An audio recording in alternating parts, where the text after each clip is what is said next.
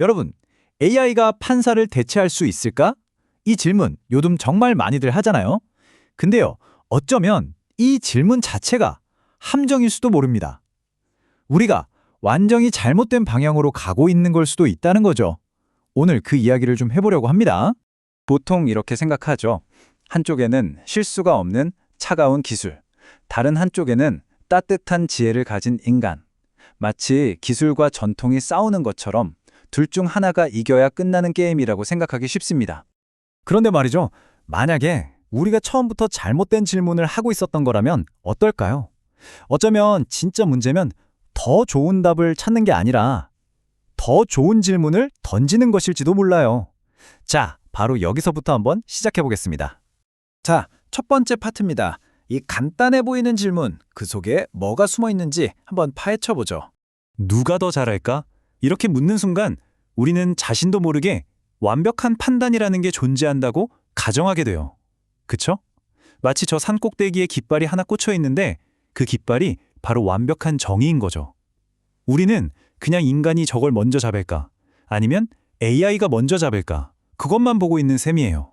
하지만 여기서 우리가 딱 인정하고 넘어가야 할 아주 근본적인 사실이 하나 있습니다. 바로 이거예요. 인간은 틀린다. 이건 뭐 그럴 수도 있지 수준의 이야기가 아닙니다. 논쟁의 여지가 없는 모든 논의의 대전제, 바로 출발점이라는 거죠.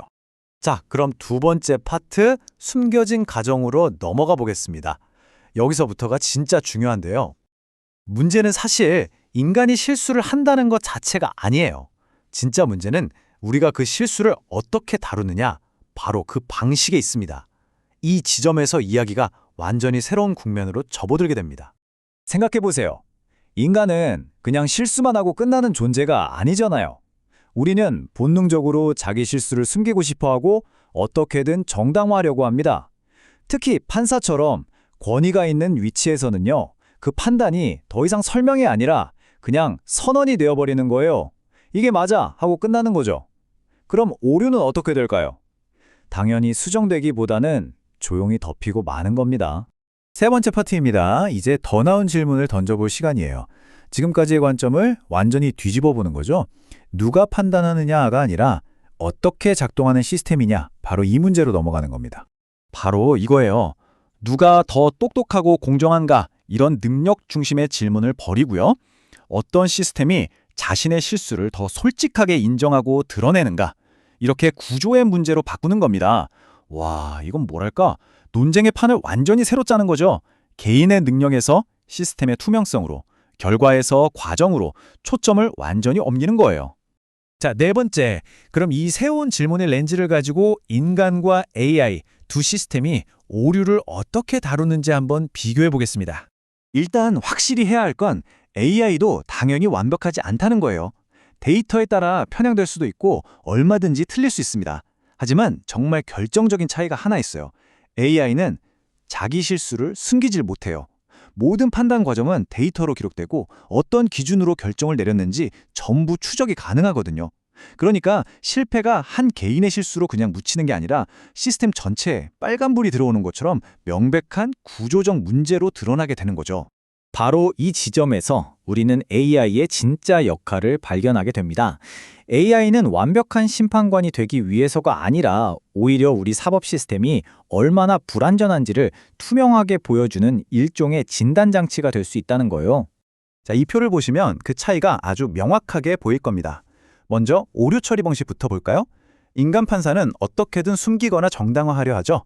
반면에 AI 시스템은 오류가 드러나고 그게 시스템의 문제로 구조화됩니다. 투명성은 말할 것도 없죠. 인간의 머릿속은 불투명하고 지극히 개인적이지만 AI는 모든 게 추적 가능하게 기록됩니다. 결국 이게 뭘 의미하냐면 권위가 판사 한 사람에게서 시스템 전체로 옮겨간다는 뜻이에요. 자, 이제 마지막 파트입니다. 수정 가능한 정의를 찾아서. 그렇다면 이 모든 논의는 결국 우리를 어디로 데려가는 걸까요?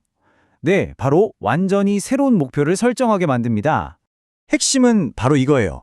우리가 생각하는 정의가 한 번 만들면 절대 바꿀 수 없는 완벽한 조각상 같은 건가요? 아니면 버그가 발견되면 계속 패치하고 업데이트하는 소프트웨어 같은 건가요? 이제 우리가 추구해야 할 목표는 전자가 아니라 후자라는 겁니다.